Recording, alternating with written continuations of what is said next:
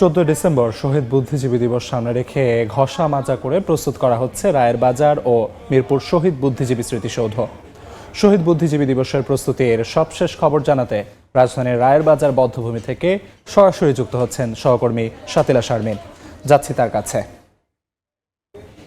আসলে যে ধরনের প্রস্তুতি সম্পন্ন করা দরকার সমস্ত কিছুই কিন্তু একে একে শেষ হচ্ছে। আমাদেরকে যারা এর ব্যবস্থাপনার দায়িত্বে আছেন তারা জানিয়েছেন যে সন্ধ্যার মধ্যে আসলে এই প্রস্তুতিগুলো তারা সম্পূর্ণ করে ফেলবেন, কারণ তারা যে লক্ষ্যটি রাখছেন সেই লক্ষ্যটি হচ্ছে 12টার সময়, অর্থাৎ রাত 12টার সময় যাতে বুদ্ধিজীবী দিবসের প্রথম প্রহরেই সম্ভব হয় শহীদ এই বৌদ্ধভূমিকে প্রস্তুত রাখার, অর্থাৎ শহীদদের প্রতি শ্রদ্ধা নিবেদনের জন্য বিভিন্ন সামাজিক সাংস্কৃতিক যে সংগঠন, রাজনৈতিক যে সংগঠনগুলো আসলে 12টা থেকে বিভিন্ন কর্মসূচি দিয়ে থাকেন, তার জন্য সেই লক্ষ্যকে সামনে রেখে কিন্তু তারা প্রস্তুতিটি নিচ্ছেন। এবং মূল যে অনুষ্ঠান সকাল 7টায় শুরু হবে, সেই 7টায় শুরু হবার জন্য সার্বিক যে প্রস্তুতি তারা আমাদেরকে জানিয়েছেন যে আসলে 2 দিন আগে থেকেই প্রস্তুতিগুলো শেষ হয়েছে।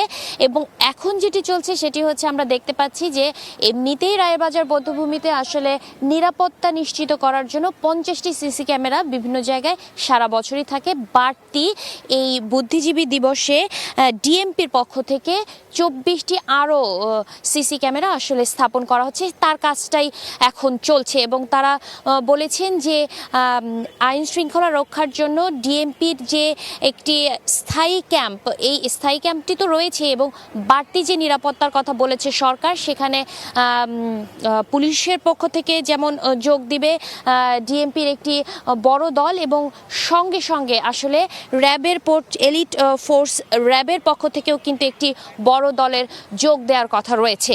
তো এই যে নিরাপত্তা ব্যবস্থা, নিশ্চিত নিরাপত্তা ব্যবস্থার মধ্যে নিয়ে আসার একটি চেষ্টা যেটি সরকার জানিয়েছে, সেইটা আসলে এখানে বাস্তবায়ন হতে দেখছি আমরা, এবং সেটির প্রস্তুতি চলছে। এছাড়া ধোয়া মোছার বিষয়টা যদি বলি তাহলে আসলে বৌদ্ধভূমির সব জায়গাগুলো আসলে পরিষ্কার পরিচ্ছন্ন করা হয়েছে, এবং সর্বশেষ যেটি আসলে করা হয় কয়েক দফায় আসলে পানি দিয়ে ধুয়ে আসলে পরিষ্কার করা হয়। এই যে ধুয়ে পরিষ্কার করা হয় সেই পরিষ্কারটা আসলে তারা করবেন একটি সন্ধ্যার দিকে, এটা রেডি করবেন, এবং এর পরে আবার 12টার যে অনুষ্ঠানগুলো হয় প্রথম প্রহরে শ্রদ্ধা জানানো, তারপরে আবারও ধুয়ে মুছে আসলে সকালবেলা সারা দিনের জন্য এক ধরনের প্রস্তুত তারা করেন। তো সেগুলো ধারাবাহিকভাবে সেই কার্যক্রমগুলো চলছে।